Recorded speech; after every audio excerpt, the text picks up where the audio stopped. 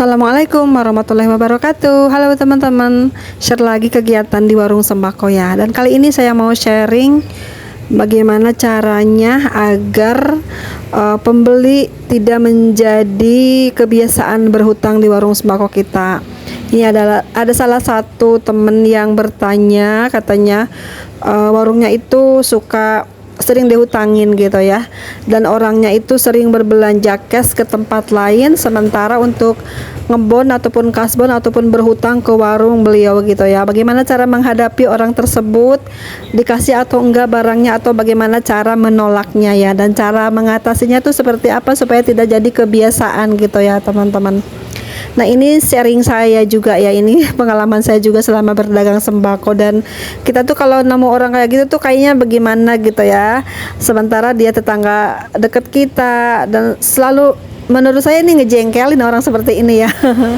Dan bagaimanapun namanya orang berhutang itu di mana aja pasti kurang mengenakan ya teman-teman, apalagi jika belanjanya itu seringnya ke minimarket, ke supermarket, ke warung lain gitu, cari yang harga lebih murah, sementara belum kita dilewatin gitu ya, padahal barang kita ada dan harganya pun tidak terlalu beda jauh harganya dengan warung-warung lainnya gitu ya. Nah, ini menurut saya orang seperti ini tipenya pengen cari yang murah gitu ya, pengen cari yang murah, dan meskipun tetangga sebelah berjualan barang sama, harganya tidak terlalu jauh, tapi dia pengen lebih puas beli belanjaannya, beli barangnya itu yang paling murah gitu ya teman-teman.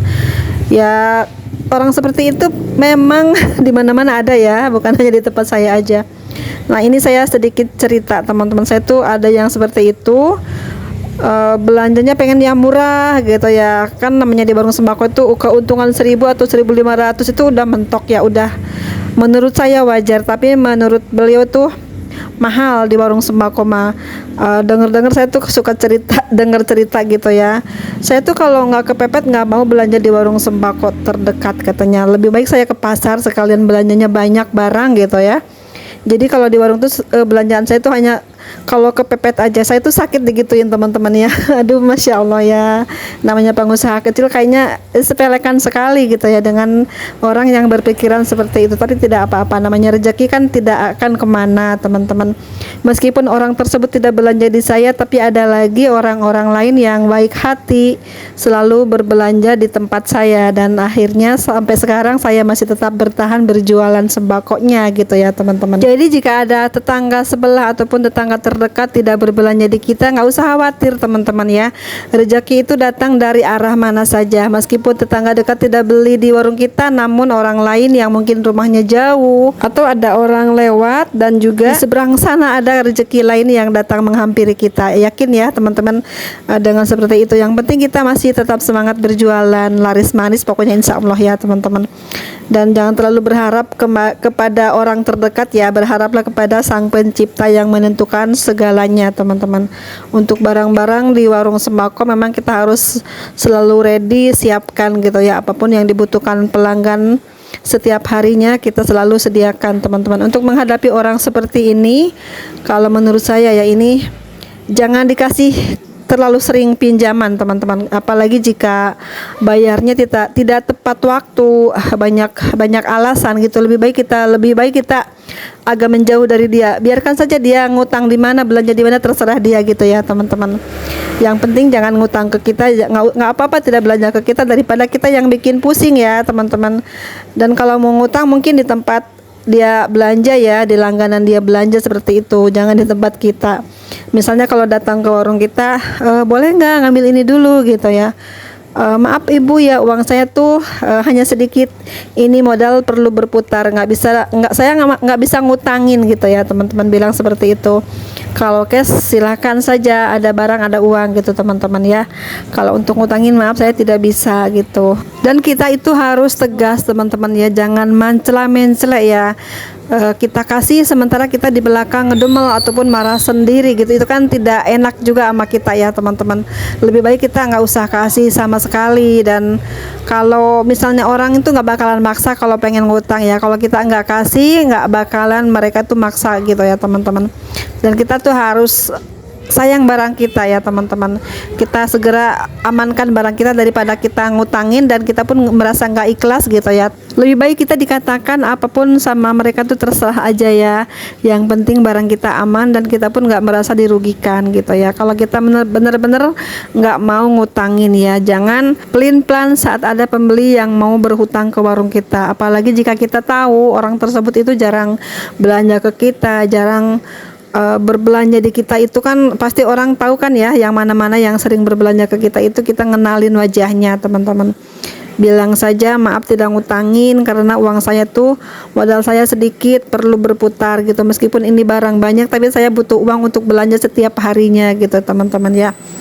Dan kalau maksa banget mungkin teman-teman bisa buat perjanjian untuk tidak lama memberikan hutangan tersebut, dan kita batasi juga pengambilan barangnya. Misalnya kalau untuk hari ini silahkan ambil, boleh ngambil gitu ya 20.000, tapi besok sore atau besok pagi dibayar ya. Kalau tidak dibayar kesananya lagi saya nggak bisa memberikan lagi hutangan atau memberikan lagi pinjaman apapun gitu teman-teman. Dan kita tuh memang harus tegas yang punya usaha warung sembako ini ya, jangan sering tergoda dengan rayuannya ataupun iba gitu ya, karena rata-rata kalau orang berhutang itu memberikan kesannya itu melas gitu loh teman-teman ya. Sementara nanti kalau sudah punya uang mungkin belanjanya beda lagi ceritanya, tidak lagi berbelanja ke kita itu teman-teman. Dan kita tuh sebagai pemilik warung sembako itu memang banyak lagi tantangannya ya. Kita tuh merasa nggak tega, kadang tetangga terdekat minta ini itu, sementara belanja juga jarang gitu ya. Pas kita mau kasih, kita sendiri yang merasa dirugikan gitu ya, karena ya merasa nggak pernah belanja, ngapain pakai ngutang ke saya gitu kan ya. Tapi kita nggak berani bilang di depannya langsung gitu ya, tapi dalam hati aja ngomong seperti itu ya teman-teman. Dan biasanya ya kalau orang ditagih hutang itu malah mengeluh gitu ya teman-teman, banyak urusan lah, banyak keperluan lah, anak sekolah atau apa gitu ya teman-teman. Kita kan sama juga ya, punya keperluan juga dan punya juga anak sekolah gitu ya.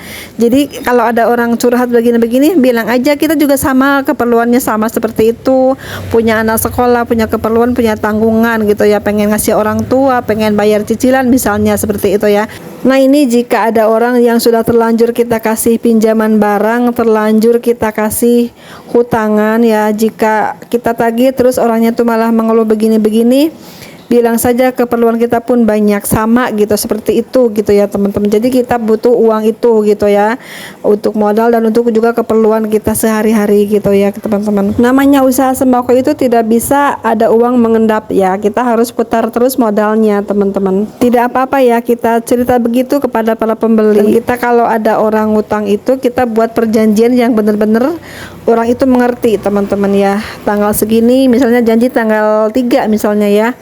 Oke, saya tanggal 3 tunggu ya. Kalau tidak bayar atau melenceng, jadi saya stop, nggak bakalan kasih lagi pinjaman ataupun nggak bakalan kasih lagi hutangan gitu teman-teman. Dan nominalnya pun kita harus perhatikan juga ya, batasi gitu teman-teman. Minimal per minggu gitu, misalnya kalau mingguan ya 100.000 atau 50.000-an gitu ya. Kalau belum dibayar semuanya, tidak lunas, tidak dikasih lagi hutangan teman-teman. Kalau udah terbiasa mengambil begitu, nanti keterusan kesananya ya. Dan kalau orangnya enak dan merasa kita percaya, mungkin tidak apa-apa ya. Tapi beda lagi ceritanya dengan orang yang belanja ke tempat lain tapi mengutang ke tempat kita ya. Itu harus kita tegasin bener dan jangan kasih hati ya kalau orang seperti itu teman-teman. Meskipun kita memang harus banyak menolong, tapi kita lihat-lihat dulu orangnya. Kalau ya sekiranya kita bikin jengkel, bikin sakit hati kita, untuk apa ditolong ya teman-teman. Menurut saya seperti itu ya. Seperti itu ya teman-teman cara menolaknya ya. Jangan dikasih barang bagaimanapun alasannya ya. Bilang saja maaf tidak bisa, itu aja udah cukup sebenarnya ya teman-teman. Daripada nanti takutnya salah ngomong ya, lebih baik katakan tidak, maaf gitu aja udah cukup teman-teman ya. Sekian dulu ya teman-teman video saya kali ini, semoga menjadi jawaban ini videonya ya, dan mohon maaf jika banyak kata-kata yang salah ataupun tidak berkenan dan mungkin dalam pengucapan tidak baik, tidak benar, mohon dimaafkan dan mohon dikoreksi juga. Terima kasih semuanya ya. Assalamualaikum warahmatullahi wabarakatuh.